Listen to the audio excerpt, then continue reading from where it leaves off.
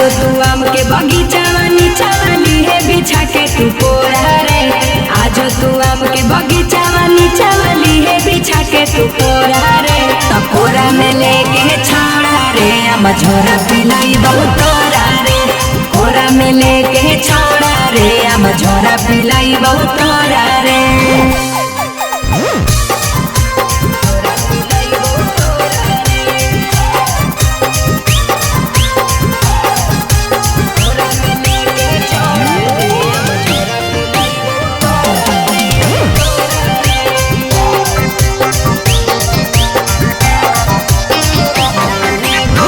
नाने बकेड़ी हमार फरलौ दुआ मरे।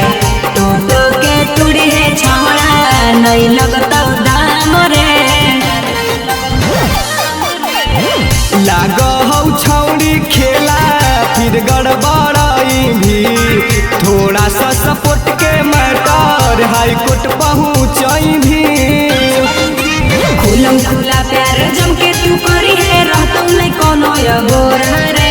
खुलम खुला प्यार जम के तू करी है रहतौ नहीं कोनो अगोरा रे। तो कोरा में लेके छाड़ा रे आम झोरा पिलाई बहुत तोरा रे।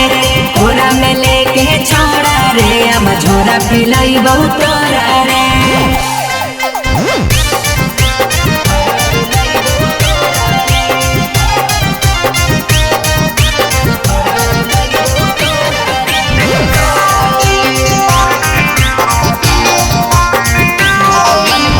लक्ष्मण कविंदर का जानी तड़पाई भी।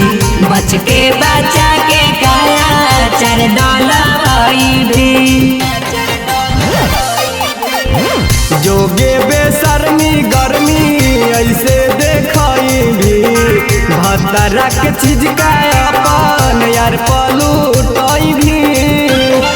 अरे कैले हो प्यार हम डर बोले तनिको हो तो अंजाम भले बुरा रे।